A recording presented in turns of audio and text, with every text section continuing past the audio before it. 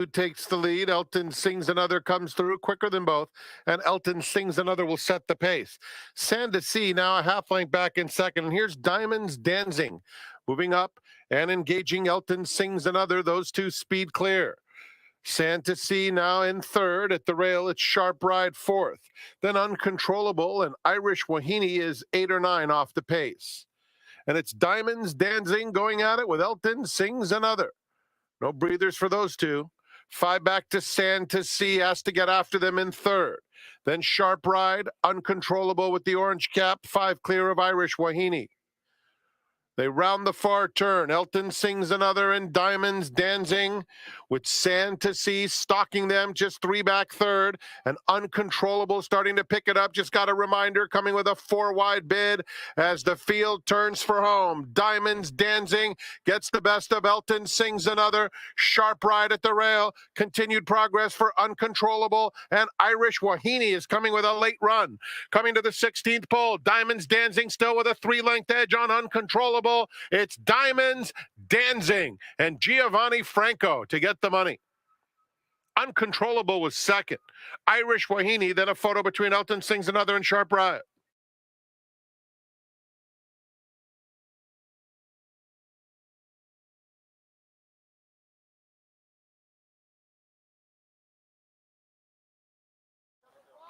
$30 carats to the outside. In the gate. And they're off in the Wilshire. Leisure Wear hopped slightly. Quick start for Ascendancy. Stay and Scam is up close, but here's Leisure Wear quickly recovering and going right to the front. So it's Leisure Wear and Stay and Scam sharing the lead. A Day in Asia takes third. Turner Loose between rivals. And Selenaya in the light blue down on the inside's a bit keen and finding a little bit of a hole on the inside now. Extreme outside, A Day in Asia is now 4 deep, and just behind them, Ascendancy, Red Cap settles down 5 off the leaders. 30 Carats is next, racing a length and a half in front of a hard-held Glenall. The 2 trailers are School Dance and Nadette. Down the back stretch, and it's the Calbred Stay and Scam, the leader narrowly. A Day in Asia goes to press second. Leisure Wear backs off the top pair third. Selenaya still keen along the fence with a half mile to go in the Wilshire. Settling down a bit now in fourth as the new leader is A Day in Asia, aggressive into the far turn. That group followed by Turner Loose and 30 Carats. Behind them, Ascendancy is next. 2 lengths in front of School Dance, who's asked to pick it up on the inside of Glenall. And then it's another 3 lengths back to Nadette, who has trailed throughout.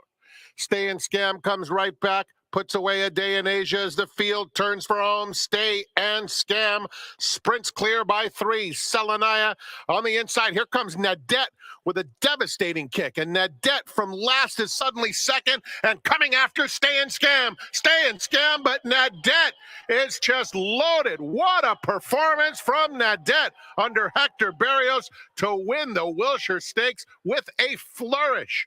Stay and Scam was clearly second best. Behind them, it was a battle among Ascendancy, Turner Loose, and Glenall, but this was a 1-horse race.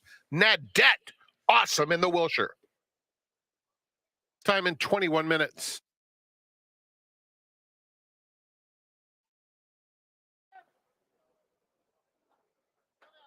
Sives to the outside. And they're off. Miss Ives very quick away from there. Vidalera comes through on the fence in second. They're followed by Fayette Fox third in the opening furlong. Delightful Heart settles fourth, 5 off the lead. Then it's Worthy of Magic and Bangs. Down the back stretch, Miss Ives clears off, leads it by 2, chased by Vidalera second. Fayette Fox a clear-cut third. Then Worthy of Magic and Delightful Heart, both of whom are 5 off the lead. 3 back to Bangs, kept well in the clear. Less than a half mile to travel. Miss Ives, the one to catch. Has a 2-length edge on Vidalera in second. Fayette Fox is now called on third. Followed by Delightful Heart, still 5 lengths off the lead. Worthy of Magic losing ground and bangs outside of that pair with 5/16 to travel. It's Miss Ives a length in front, but here comes Vidalera, and Vidalera is right up on even terms with a quarter of a mile to go. Fayette Fox in third, Bangs and Delightful Harder side by side at the top of the stretch, and Vidalera has built up a 3-length lead. In the center of the track, Delightful Heart is now finally kicking in, and here she comes. And Delightful Heart coming to Vidalera, who's tough on the front end. Delightful Heart puts her head down and puts them away. Vidalera will be second behind Delightful Heart, giving Mike Smith the double. Third goes to Fayette Fox. It was a distance to Bangs.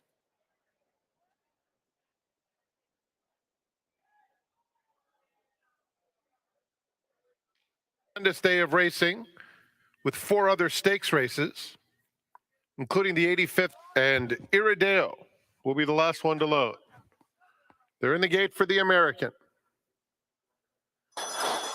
And they're off. Johannes out alertly, War at Sea, showing good speed. Genius Jimmy is in between them, and here's Air Force Red. And so Air Force Red and Genius Jimmy go on to set an honest pace. Johannes couldn't ask for any more than this. Perfect Trip third. Sumter is racing in fourth, followed by War at Sea fifth. About 7 lengths off this quick tempo as Air Force Red kicks on with it now, rounding the first turn, leading by 3 over Genius Jimmy in second. It's a gap of 6 to Johannes in third. Sumter is fourth at this point, and War at Sea is just behind him. Another 3, Parnelli well off the pace, followed by Prince Obama. It's another 4 lengths back to Fuerteventura, Irideo, and at the back is Gold Phoenix. Well over 20 lengths covers the field with a half-mile left to travel. And it's Air Force Red, the leader, as Genius Jimmy comes right back on him. A half length away and pressing. Johannes, comfortable, 6 behind in third. And Sumter is just outside of him. They're followed by War at Sea. Parnelli, Prince Obama is next. Down at the rail, Fuerteventura in the orange colors has a dozen to make up with a quarter of a mile to go. Outside of him comes Irideo, the trailer throughout. Gold Phoenix, top of the stretch. Air Force Red. Johannes comes right after him, and he is up to swallow him up at the 8th pole. War at Sea running a good race, and Sumter, but Johannes is in full flight. And what a nice performance for Johannes and Umberto Rispoli to win the American authoritatively. War at Sea a good second. Sumter third. It was a photo for fourth between Air Force Red and Prince Obama.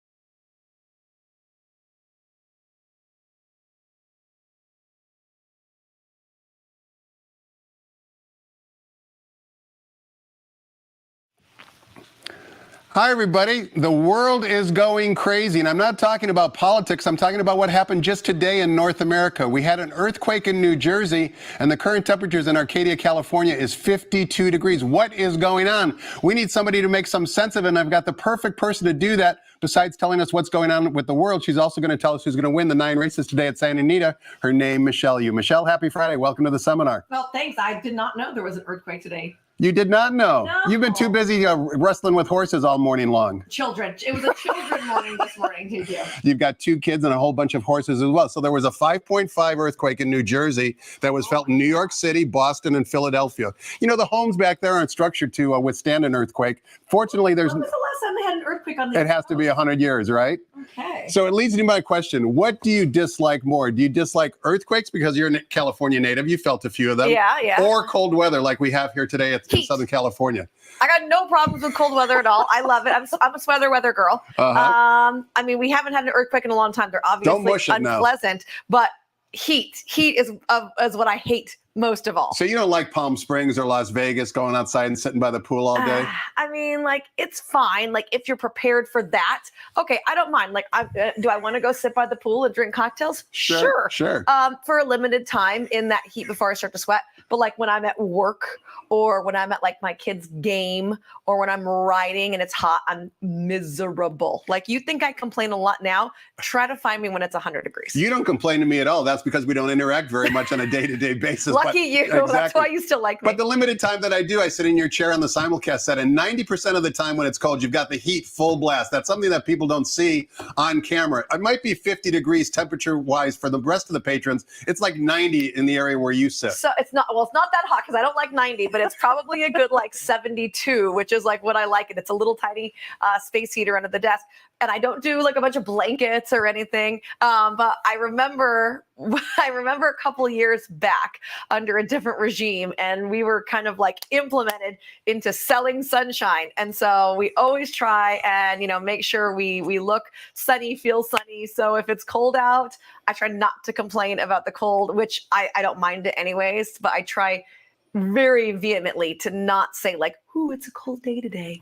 And the good news is tomorrow, Santa Anita Derby Day, where we have 12 races starting at noon Pacific time, the weather's going to be glorious. It's a little overcast, as we can see behind you. There's no rain. You can see the track conditions are fast and firm, but it is a little coolish by Southern California standards. And we've had a lot of inclement weather, and we've had to overcome that, even from a training standpoint. You know that as a horsewoman. Yeah, certainly. It's definitely an adjustment. You can't always plan for it. And I think Santa Anita's been on top of the weather situation. So, we've known a couple of days out in most cases that either the track's going to be closed or we're not going to be able to work out in the mornings. Obviously, with the synthetic being in here now, the track was open for full training this morning, despite the rain that was happening. And at some points it was pretty heavy, but everyone able to continue to train on. So horses not missing those key, workouts or getting them out. And people don't realize, like, when you keep them in the barn for too many days, when they come out, they go a little bit crazy. It's like right? Children. Yeah. Imagine locking your kid in their bedroom for like 4 days and being like, I'll see you when it's sunny. Like, what are they going to do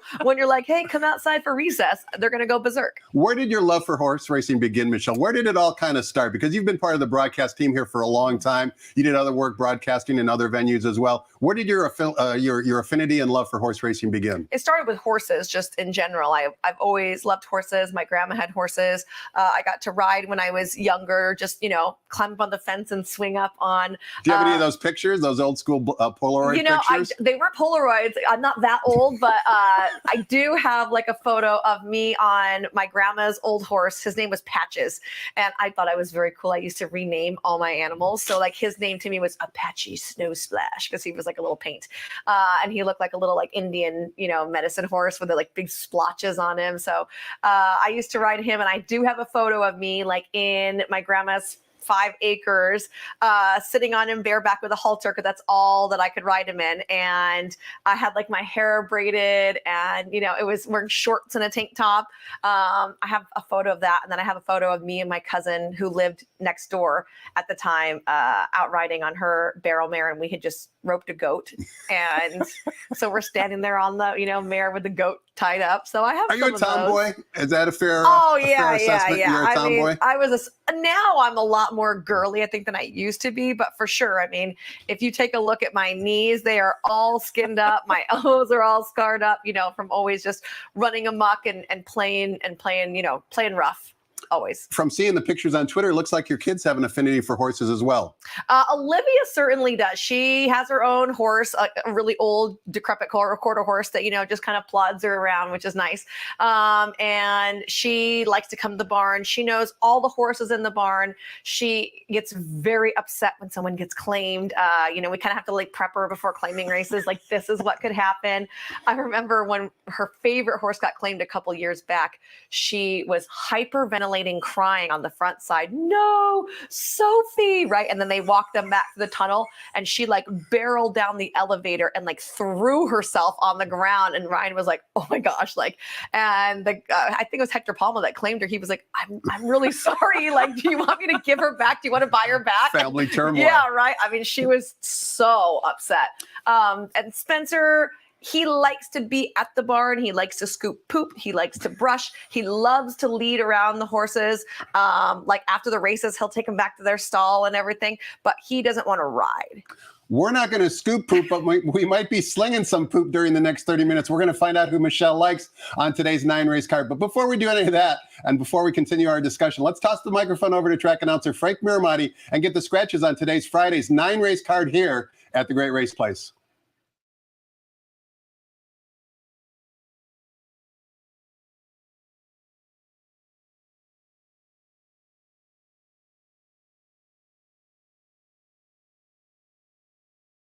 Good afternoon and welcome to Santa Anita Park, the Great Race Place. The track is fast, the turf firm, with the rail on the turf out 10 feet for today's action. Here are the changes. In the first, we have the program scratch at number 5 and scratch number 6, well funded. 5 and 6 are out, and with the scratch of number 6, there has been a revised morning line posted by our odds maker, John White. Race 2, program scratch of number 3, Tistock. In the third, just the one blinker note, no scratches or changes. Race 4 starts the dollar pick 6. Number 1, Devil in the Bluegrass, 2 pounds over. Program scratch of number 5. And 7, Explosively, 2 pounds over. In the fifth, scratch number 5, Too Much Info. Fifth race starts the 50-cent late pick 5, as well as the $3 all-turf pick 3. In the sixth, we had early program scratches of 2, 3, 10, and 13. Those were all program scratches. In the seventh, no changes. Eighth race offers golden hour pick 4 wagering, scratch 1, Crypto Ride. And in the ninth, program scratch of number 2, and then scratch the also eligible 13, Ace Baby, the golden hour double. Starts with the ninth. Enjoy your day at the Great Race Place. Post time for the first in 59 minutes at 1 p.m. Reminder, tomorrow we start early at 12 noon. Sunday, among all the activities, the Easter egg hunt with more than 36,000 eggs in the infield for all age groups. Let's go back to Quigley's Corner and resume the seminar. Today it's Tom Quigley and Michelle Yu.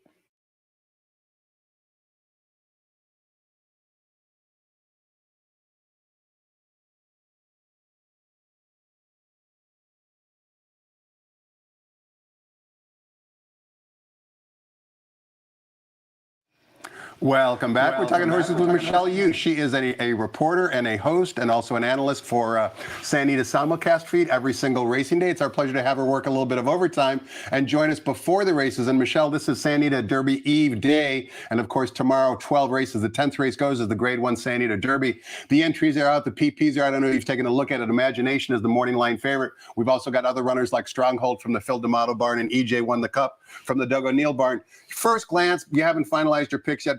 who do you like in the race and why? Well, I've been a big Stronghold fan throughout. I know he's been bested by a lot of different Baffords, but I still really like him. I really liked the Sunland Derby. I thought the Phil did a smart thing by bringing him there. It got him some confidence. It brought him back off of the break, and it got him a little bit more ground. So I think all of those are positives. And, when you can take a horse and he can face maybe not a monster like he'd been running into previously, I do feel like that does a lot for a horse from a momentum style or standpoint. So I like Stronghold. I wouldn't talk you off imagination. He looked so good last time. I mean, in the post parade, he really touted himself.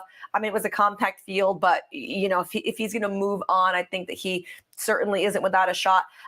I don't like about him though is that he just likes to eat things out. Doesn't right? have that killer instinct. He's just like, oh, okay, I can win here because I'm good. But yeah, he's not like, I'm going to get you and I'm going to crush you into the ground like a bug. Phil had to ship Stronghold via van to Sunland Park because of the shipping crisis we have moving horses around the country. You've shipped a lot of horses back and forth from different states. What does it take out of a horse going on a van as opposed to being on a plane? Oh, part of it is really the horse, right? I mean, just how they handle things in general. I mean, some horses, you can't move them from one stall to the next without them completely losing their mind. So, I mean, it definitely depends on what kind of a mental situation you have. Most of these horses, I feel like if you're going to be sending them, you probably know they're going to handle it somewhat. I mean, there have been instances before where, Baffords even said, oh, my horse didn't handle the ship very well. So I think overall at this time of year when it's, not too hot and not too cold, you can van them and it's not really that big of a deal. Obviously, it's a long haul and they don't get to get out and run around for a couple hours. But generally those rides, they drive straight through. They're not stopping anywhere and bringing them off. And, they get there. And I mean, we just shipped my filly up to Utah. It was only 7 hours, but still it was a 7-hour haul and she got out and was able to gallop right away. So, it doesn't take a lot out of them if they're mentally prepared for it. We're ready to gallop right now because we want to find out who Michelle likes on today's 9-race card. And we kick things off on the turf course. We're going 1 mile in race number 1. It's a maiden special weight race for fillies and mares. The turf rails today are at 10 feet. And of course, race 1 begins the popular 50-cent early pick 5. There are 2 scratches. The program scratch of 5, Highly Desirable. Also take out number 6, Well Funded, who was the morning line favorite. The revised morning line favorite and the current betting choice at 2-1 is number 1, Den of Inequity from the Jack Steiner barn. Jack Steiner recently relocated down here from Golden Gate Fields. He's a welcome addition to the trainer colony. Before we get your thoughts on the race, Michelle, I wanted to watch a replay that a number of these runners exit. As a matter of fact, 3 of these 5 runners, I should say, exit the same race. It was the race back on March 3rd. It was the 3rd race that particular afternoon. And the one I want you to watch is number 2, No, No, No, Never, who breaks from post position number 4. In my opinion, she was never really comfortable the entire journey. She took hold late and kind of galloped out really well past the wire. But let's watch the replay. Listen to Frank Miramati describe the action back on March 3rd and watch No, No, No, Never break from post position number 4.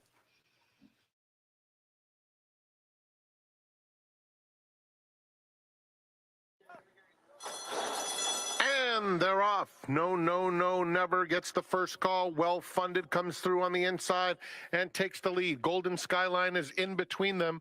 And here's Den of Iniquity, 3 deep. Lisa on the far outside. Kelly's Out in the red is pretty keen along the rail. 3 lengths off the pace. No, No, No, Never, who broke on top, is now second to last. And Lady Claypool is at the back of the field. It's Well Funded to set the tempo, leading by a length and a half with 6 furlongs to run. Golden Skyline second. Kelly's Out in the red at the rail in third. Den of Iniquity is in fourth. No, No, No, Never now 5 lengths off the lead. The 2 trailers, Lisa and Lady Claypool. Drayden Van Dyke and Well Funded heading to the half-mile pole, 3/4 of a length in front of Golden Skyline second. Kelly's Out down at the rail in third. Then Den of Iniquity fourth past the half-mile pole, 3 lengths off the lead. Lady Claypool has made a little bit of headway on the inside of No, No, No, Never. And that leaves Lisa at the back of a compact field. Less than 5 lengths covers them. Well Funded to catch, rounding the far turn. Trying to sprint away now, leads it by 2. Golden Skyline fully extended. Den of Iniquity on the outside. Kelly's Out in striking range, angles off the rail. Far outside, Lisa is starting to come with the light blue cap as Lady Claypool has had a beautiful journey and takes second with a furlong left to go. Well Funded, Lady Claypool comes to her now. Lady Claypool right up to Well Funded at the 16th pole, straightens up and up to take the lead. A late run from No, No, No, Never. It will be Lady Claypool to score handily. Michelle, horse players can watch replays and try and identify very easy trouble that they can see. I thought No, No, No, Never in that particular replay we just watched had a lot of trouble that you really have to pay attention to in order to see. And as I mentioned, we saw at the wire, Hector Barrios finally got her clear, and she put in a good late run. It's kind of a two-horse race between Den of Inequity and No, No, No, Never. Who do you like in the race and why? So my top pick is No, No, No, Never right now. Looking at that race, especially like you said, you can make up a little bit of a case for some issues. I feel like some of the issues are, I don't want to say like she did it herself, but like when Hector tried to put up inside, she wasn't comfortable. Sure. And it's not like that she was just completely boxed in. I think he was trying to find a spot where she was happy the whole time. And she didn't kick until they really got her in the clear. So from a drawback standpoint, if she's down along the rail again or in the 2-hole, which is going to get her close to there. So I would like to see Hector maybe, I know he probably wants some cover, but maybe find his way to the outside where he can, get himself out there a little bit. To follow her up, I like the 7 Bolts Broad for Mick Ruiz coming off a 3rd place finish last out. She's been a pretty consistent performer considering the fact that she hasn't broke her maiden in 15 career starts. She is a multiple stakes place filly, so I think she's really intriguing. And if she doesn't win, I still feel like she could pick up a check here, but she's going to need help on the front end. And with the scratch of well-funded, that's the question mark here to me, right? Is who's going to be on the lead? Is it going to be just Irish Rose walking the dog? Does No, No, No, Never decide to change tactics? I mean, some of these are really up against it. Let's turn the page, take a look at race number 2. We've got a good field of 9, sprinting 6.5 furlongs in the main track. Race number 2 also begins the 50-cent early pick 4. And the conditions for race 2 are $16,000 claimers, non-winners of 3 races lifetime. Program scratch of the 3 morning line favorite drawn right inside is number 2, Soul of Midnight for Lee Baraccio. 5-2 on the morning line. 9 different ways you can go here. Michelle, which way are you going? I mean, for me, Soul of Midnight looks like the horse to beat in this particular spot. Go back to the 16 non-2, and he was a winner there from in gate to wire fashion. They tried getting really salty in his next couple of outs, and that just didn't work out. Even last time, we don't write the 39-3 a lot. I mean, I see where they were going with it, and they ran into a dropper and more tequila and a very consistent anywhere from open 10 to Cal 20 horse in Bags Gold, right? I mean, on his best day, he's anywhere in that range. So I think overall it was a really tough race, but this is a good spot for the Son of Straight Fire. And you also give a little love to number 8, who's drawn near the outside. That would be Ferociously, second off the claim for trainer John Sadler, going route to sprint. Why do you like him? Because of that, right? You go to that last race, go with a route of ground. That was not a great effort for him from a pedigree standpoint. I did not like the stretch out for him that day as well. And you're going to get him back to sprinting, which I think is his number 1 game. And this is the next condition for him that's available. He has been very close to clearing this condition on several different instances. So I know he fits at this level. Race number 3, we're back on the turf course, but this time we're sprinting 6.5 furlongs on the flat turf course. It's a starter optional claiming race. And again, we've got a good field of 9 here. Morning line favorite from the Richard Mandela barn, number 2, Pioneer Prince, who was a first-time gelding last time out, hit the winner's circle, has a good improving buyer speed figure pattern, generally speaking. Mike Smith in the saddle. What say you about race 3? What a huge day Mike Smith had yesterday. He sure did, didn't he? And what about Mike Pipey? Oh, Mike Pipey's having a killer meet right now. I mean, 9 wins out of his last 9 wins out of his last 17 starts, Michelle. 53%. His barn is red hot, and they have a runner in today's last race. Unbelievable. So kudos to Pipey. I mean, he's your old school horseman. I feel like he has his horses right. He doesn't have any like gazillion-dollar horses. He's got some really good quality animals. And I think a lot of times for him, it was just timing, right? He'd have the right horse, but the race wouldn't go. And then they have to make up a different spot for it. And when things are going your way, they're going your way. So he's in this great cycle, and it's kudos to Mike Pipey. I love Mike Pipey. As far as Pioneer Prince goes, I did not use on top. I used underneath though, because I'm just not a first time versus winners backer, generally speaking. And I try and kind of like stick with my handicapping like rules. Principles. Yeah, right. As much as possible. So I went with the 9 handsome ticket for Mark Glatt. Diego Herrera going to be aboard. He was aboard for the maiden breaker 2 back. And then last time off of the little bit of a layoff, ran, I thought, a decent enough second. Should be forwardly placed from the outside. Seems to be training really well. And Glatt's obviously having a stellar meet. I mean, you would say, oh, Glatt's doing great at his 27%. You just mentioned 53% for Pipey. Mandela's winning at 30% on the year. So, I mean, I don't know what's going on right now. You talked about competition. Competition is tough, right? I mean, we're very blessed with very capable trainers. You know this being a horsewoman. I mean, it's very, very difficult to compete. When you hit the winner's circle, you have to celebrate because you know how tough the competition is. Certainly. It is tough. Let's talk about your top selection for a minute, Michelle. Number 9, Handsome Ticket. One thing that stuck off the page for me regarding him was his most recent workout on April 1st. You touched upon the Tapeta surface, the training track, which just recently opened, and now we're starting to see more activity within the last 7 days once horses can work over it. Do you think that will be a benefit in terms of keeping horses sound and maybe filling up the entry box a little bit for us? Well, I mean, I don't feel like unsoundness is a reason that we haven't had entry, boxes. I mean, we have a very strict vet and regulatory policy here for Santa Anita. But I do feel like it will help with people that are like, oh, I couldn't enter because I missed a work because of the weather or whatever.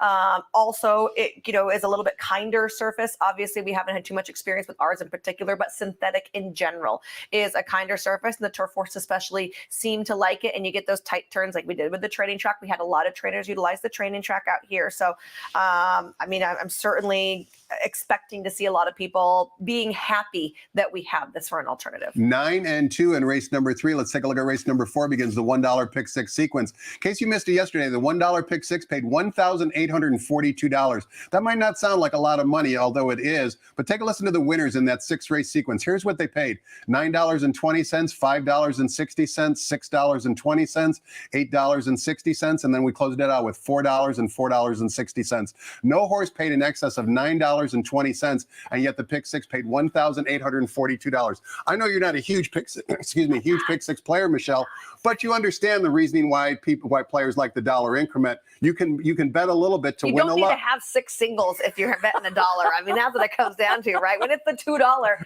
I'm like, oh no, I gotta come. I hate singling already, and if it's a $2 wager from my pocketbook standpoint, I have to come up with multiple singles. But you do play the $3 all turf pick 3, and just within that 3-race sequence, you know how difficult and how expensive it can get when it's a $3 minimum increment. I've kind of found my happy spot where I don't have to single in there either, where I can go 2 by 3 by 2 or 3 by 2 by 2, or I have my own little thing where I don't have to single, which makes my heart feel so happy. Well, we know you're not going to single in race number 4, which, as I mentioned, begins the $1 pick 6, and we're sprinting 7 furlongs the main track. For maiden optional claimers, there is one program scratch, the 5. Puddinhead Jones will not compete. The morning line favorite is number 3, Feel the Magic, who's a 3-year-old running against older, 8-5 from the Michael McCarthy barn. Michael has 2 in here. You have 1 in here on the bottom. Give us your thoughts on race 4, Michelle. Well, I liked the 6 Vegas Burner for Papa Padromo. Knocked on the door on multiple occasions at the maiden special weight level. This is the first time that they are going to risk for the tag as well as take the class drop at all, because they've never even tried this particular condition before, and they are in for the tag today. So I'll be interested to see if anyone dips in for that $62,500 for a 4-year-old gelded son of American Pharaoh. Now, on the flip side of this, he could be that horse that's kind of a herd animal and doesn't actually want to beat anybody, and that could be a detriment to him. But on form, you would think he's run second in maiden special weight so many times that he should be able to run good enough to win here. And the siblings in the pedigree include Ruse Valentine, Dr. Troutman, Sweetest Angel. So the pedigree is there. And it's an interesting angle, Michelle, that you bring up, because a lot of handicappers see the 0 for 12 career record, and yet they're going to say, well, that, as you mentioned, a professional hanger. But other handicappers will say, just like you did, you know what? This horse has never run this low at this level, and therefore you can't hold those other 12 losses against him. It's an old axiom, but nevertheless, a lot of handicappers think the biggest drop in racing is from maiden special weight to maiden claiming. Yeah, and looking at the other horses too, I know that everyone likes McCarthy's because it ran a good number last time. That would be my guess. I preferred the other McCarthy, the Medici, and he's tried this level before, ran second that day, but got beat by EJ Won the Cup, who's actually running in the Santa Ana Derby. So the form line looks strong to me there. He also gets a turn back in distance, which I feel like is ultra important for horses going 7 furlongs, because it just makes you really fit. So I looked at him rather than Feel the Magic. I thought the price would be a little bit better, and I just love the turn back here. 6 and 4 in race number 4. So says our seminar guest, Michelle Yu. Let's take a look at race number 5. Begins the 50-cent late pick 5 and the aforementioned $3 all turf pick 3. We kick things off sprinting 6 furlongs in the turf course for $30,000 claimers, non-winners of 3 races lifetime. Scratch the 5, Too Much Info. Morning line favorite number 2, Silver Surfer from the Phil D'Amato barn, going from a route to a sprint. You also have Zabull in here. You showed me off camera. There's such a cool video of Spencer at the age of 3 leading him around the barn, and Zabull is 17.2 hands tall. Sebastian looked like a midget compared to him. I mean, he was barely up to his knee, and he's walking over there. And he had zero fear, which is so cool to see. I mean, that's the beauty of kids, right? Is they they don't know the danger that they're in. They just roll with it, and it was awesome to watch. Well, to be fair, we did break Zabul, so we've had him at the barn since he was a yearling, and Spencer was comfortable with him, being around him, and we knew that even though Zabul is kind of a big beastly thing, he also can be gentle enough, obviously, for us to say, go ahead and you can lead the horse around. I've got videos when we were breaking him. We took him down to the river, and he was like belly deep, and we're standing on saddles with like no reins, and he's just a really, really cool dude. So I like Zabul, coming in here. I personally wish the race was a little bit longer for him. I think when we run him 6 furlongs, no matter the surface, he has too much to do. I know he did break his maiden at 6, but I just feel like they kind of run away from him now, and he needs to have that extra ground to get going. Like, it really takes him a while to get going. He's not like a instant turn of foot type of horse. So if this was 6.5, I would feel really confident in Zabul. Being the flat 6, JJ's going to really have to kind of start moving him early to get that momentum. And you would think he'd be a good router, but every time we've routed him, then he like makes that ground, that ground up. He's like, yeah, I'm good. And then he's like, I'm tired. Like, he can't make that conversion. So I think the 6.5 is kind of his sweet spot there. So we're a little short from that standpoint. I did use Silver Surfer on top for D'Amato with the big class drop here. I mean, they entered him for the 80 tag last time out, but this is a huge plummet, right? But I would say this: don't sleep on Polyak, the other D'Amato. This is totally an angle that I feel like D'Amato could win here. He is coming off a layoff, and they're going to put him in for the tag because this is going to be the time they're going to be able to maybe sneak one by here when he's coming in, off with a little bit of a break. And they're like, oh, he ran okay that day. So no one's thinking like, oh, is he going to like get too much better? Probably not. But like, do I want to claim him? It's kind of that in between phase. D'Amato's in a good spot. D'Amato's in a good spot because there's a lot right of here. uncertainty. Exactly. So, it gets a good draw. Kyle going to be aboard there. And I think Polyak is one you have to pay attention to as well, especially if his price is going to be any good. We haven't seen Polyak in the afternoon since January 5th of this year, but I can tell you not only does Michelle think he might be a sneaky horse, Andy Harrington from NationalTurf.com also gives him multiple good workouts, albeit on the main track. Race number 6 begins the 50-cent late pick 4. We're sprinting 6 furlongs on the main track for maiden claiming 3-year-olds in for a $32,000 tag. 4 program scratches, 2, 3, 10, and 13. All will not compete. The lukewarm morning line favorite is number 4, Eligio from the Phil Oviedo barn. 7-2 on the morning line. Ricky Gonzalez today and tomorrow has a number of live mounts. Give us your thoughts on race 6. I kind of like the race 6. Hold on, I got to go back. Did I go too far? I might have gone too far. Hold on.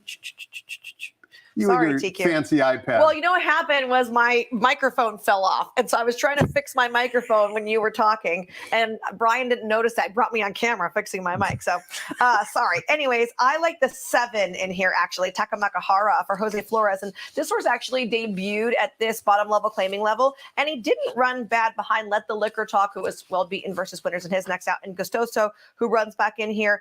They tried to get a little fancier last time. And he actually found himself on the lead, and he went pretty snappy up front and then got too tired. So I think that the class drop and the turn back in distance, both going to be helpful to him. And 3rd time's a charm. I feel like I knew I'd be getting a good price on him. 15-1 is the morning line price, as a matter of fact. And as you mentioned, dropping back down to the maiden 32 level. To round out the exactor, maybe including your late pick 5 tickets, Michelle, who would you maybe also consider? I like the 6 Mongolian Frost from my man, Enbish Ganba.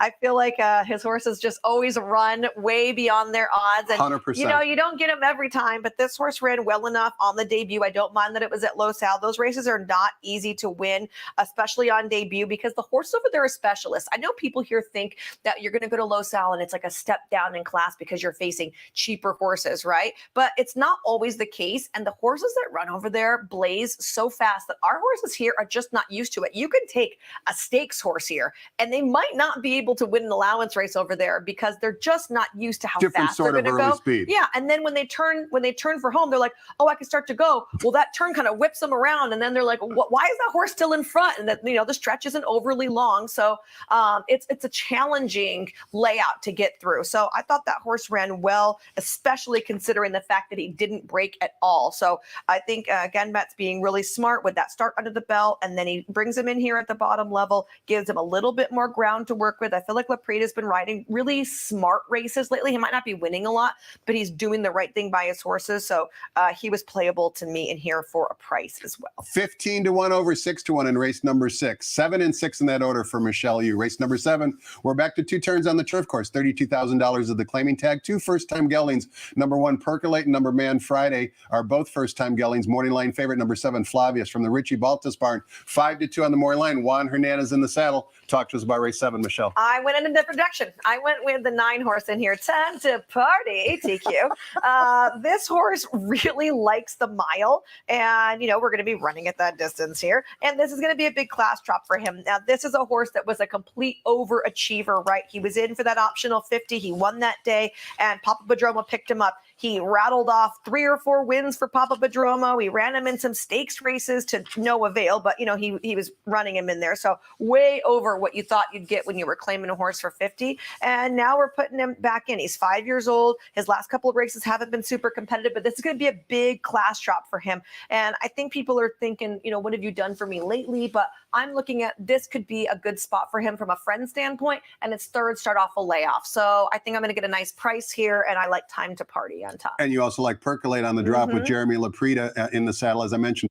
Gelding, what is it about Percolator's form you like? Looking at him, his turf form is pretty good. So I'm going to draw a line through his last effort last time out. And you go just to the class level. He broke his maiden for 50. He tried starters and ran well. He actually won an allowance race and then the starter. His last 2 races were way over his head. The first and second level allowance races are really, really tough. So just pen and you get back to friends and lots of positives. Let me ask you a question about number 2, Mastermind, in race number 7 as well. Taylor Swift fans. There you go. Comes back, and you're one of them, right? I'm a Swiftie, yeah. Oh, yeah. Lee Baraccio brings this horse back in 7 days. I looked it up in Dira Formulator, Michelle. He's only done this 3 times over the last 5 years. He has 1 win and 1 second, missing by a head. So certainly he does it very rarely, but he also is very effective when he does it. Forget about Lee Baraccio's horse, Mastermind, for a moment. What would be the training reasons why you would bring a horse back so quickly? Well, there'd be a couple different reasons. First of all, could be they just needed that race, right? Second could be maybe they might have had an issue in that race and they actually didn't get to run. I mean, we've had horses get knocked around. Lose a shoe. Exactly. We don't know. It's not in the form. And they come back and they're bouncing in the barn and then the race goes again. Well, the problem was if the race goes, it might not go again for months. So if the race is going to go and your horse wasn't tired, I mean, why not go ahead and enter it? Also, you don't get paid to work them. If you're going to bring them back in 7 to 10 days and work them, if there's a race that they fit perfectly and you don't feel like they got a very good, opportunity in there, I would say, bring them back. Look, they tried him back dirt sprinting last time. It didn't work out. Well, they're like, oh, well, we'll drop him in and get him back to last couple of times he ran well was doing this. He's an interesting horse at 12-1, that's for sure. Race number 7, one of many bettable races on today's card. Race number 8 begins the $1 golden hour pick 4 sequence, linking our last 2 races here with the last 2 races of Golden Gate. And we kick things off going 1 mile on the main track for Calbred, allowance optional claiming types, non-winners of 1 other than a field of 9 after the scratch of number 1, Crypto Ride, the morning line favorite, number 6, Nauvoo, second off the claim for trainer Cesar de Alba. Nauvoo and also Speed Grazy exit a race back on March 8th. It was the 8th race that they both exit. And before we get Michelle's thoughts on the race, I want to watch that replay that both Nauvoo and Speed Grazy were in. Speed Grazy breaks from post position number 8. And as we saw with the previous replay earlier on in the seminar, in my opinion, Speed Grazy was never really comfortable the entire journey and yet only missed by a little bit over a length. Let's listen to Frank Miramati describe the action and watch Speed Grazy break from post position number 8. And they're off. Mystic Flyer goes to the lead on the whim up close. California Tiger sprints up in between them, and Nauvoo showing that natural speed, and he's called on and struts his stuff to take over. So it's Nauvoo to sprint away, leading it by 2. California Tiger is in second. Just behind them, Mystic Flyer, a slight steady there. And inside of him, it's City of Angels in the orange colors. On the whim, 3 deep, 3 lengths off the lead, followed by Barely Functional, inside Brazenly, and Speed Grazy at the back, 7 off, front-running Nauvoo, who went past the 5/8 pole in front by 2.5 lengths.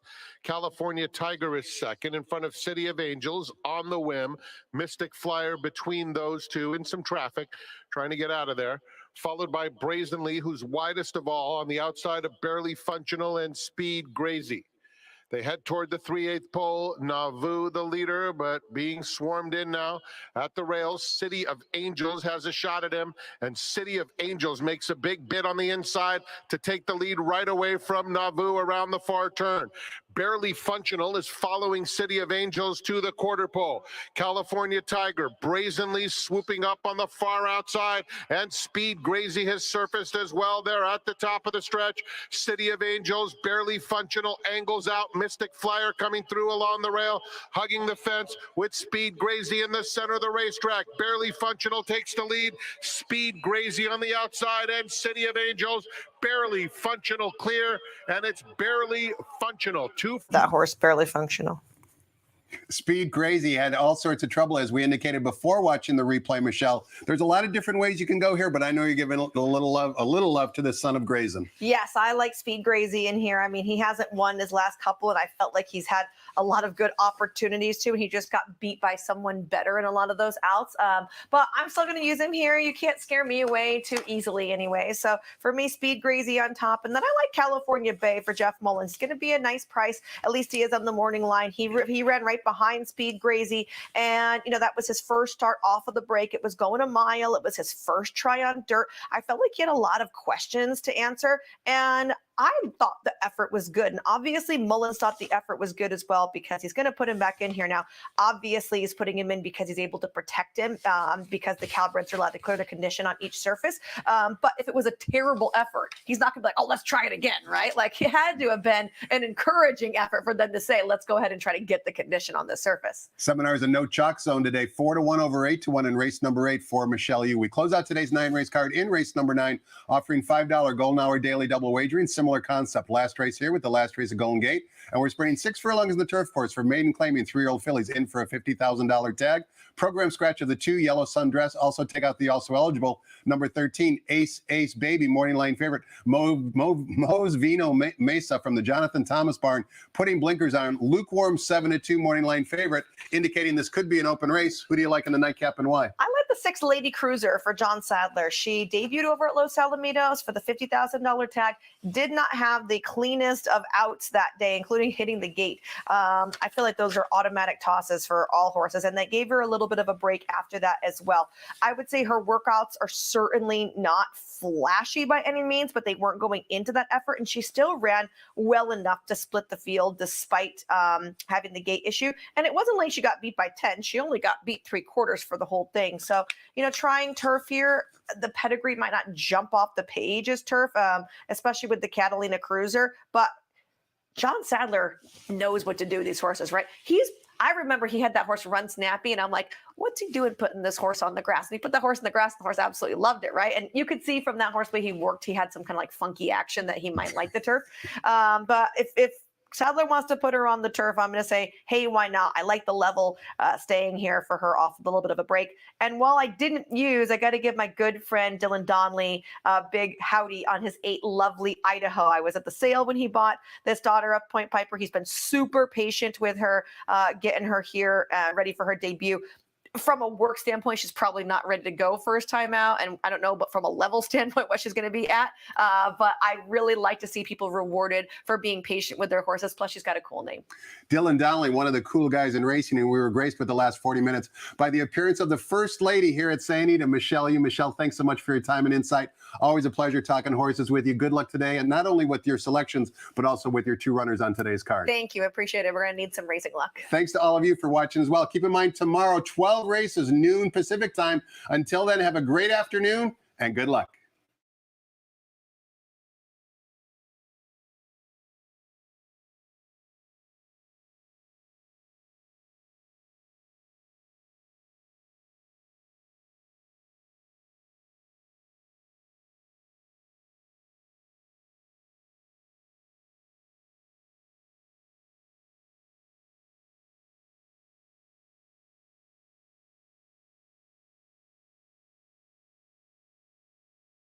Ladies and gentlemen, please rise for our national anthem.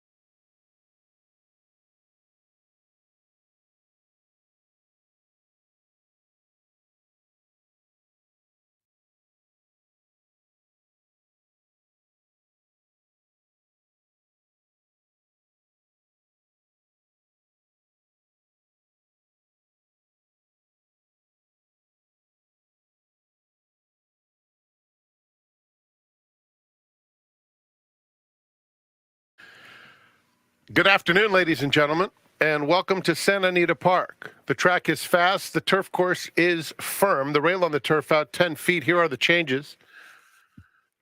In the first, scratch 5, highly desirable, and 6, well-funded. 5 and 6 are out. Oddsmaker John White has issued a revised morning line. In race 2, scratch number 3, Tiz Talk. In the third race, no scratches or jockey changes, just the one blinker note, always listed on the bottom of your program page. Race 4 starts to pick 6, scratch 5, Puddinhead Jones. Note that 1, Devil in the Bluegrass, 2 over, and 7, Explosively, 2 pounds over. In the fifth, scratch number 5, Too Much Info. All turf pick 3 and late pick 5 starts with the fifth. Race 6, scratch numbers 2, 3, 10, and 13. Those were all program scratches. In the seventh race, no changes. Eighth race, scratch 1, Crypto Ride. The Golden Hour pick 4 starts with the eighth. And in the ninth, scratch number 2, Yellow Sundress, as well as number 13, Ace Ace Baby. 2 and 13 are out. Enjoy your day at the Great Race Place. Santa Anita Derby Day tomorrow, first post 12 noon. Lots of family activities on Sunday, including the Easter egg hunt for all age groups. And in the Coast to Coast Pick 5 on Sunday, we're going to seed that pool with an additional $100,000. More details always available at santanita.com. We kick things off for our Friday program in 24 minutes at 1 p.m.